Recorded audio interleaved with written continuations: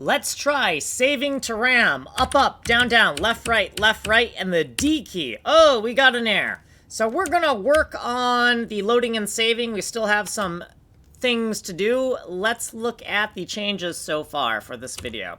In the Conomic data section, we've added some tags to this lookup table for our bindings. We've just added these tags here, D, E, F, and G key, the L key, and the S key, just so that we can find things a little bit easier as we're working on this functionality. In the Filemob section, within the Filemob PNG wrappers section, we have added a little Notice Me Senpai here, another one, to remind us that we need to finish this function. It's not done yet, but we don't want to do too much in any one video. This function right here is just brought to our attention because it is going to be wrapped by this Conomic Save Center function here. And the Conomic Load Center RAM function is wrapping this Filemob function here.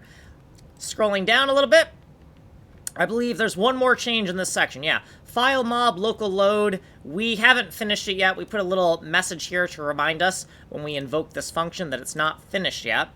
And in the Conomic section, we have updated this index with the keys that these different functions are associated with. The body of Save Center RAM is now finished. All we're doing is using the center level pack as an address into this function call here, right? And then logging the begin and end of the function body. For Conomic Load Center RAM, same idea, log the beginning and the end, get the coordinate of the center level pack, and use the center level pack coordinate in this Filemob local load function. So we're just wrapping local save and local load for Save Center RAM and Load Center RAM, respectively, in this Conomic function section. That's all we're doing, pretty simple. And what we did previously, our footnotes for this video, and then what we did in this video. So we finished the function bodies for both of these Conomic functions that are bound to the D and E code after you press the Konami arrow key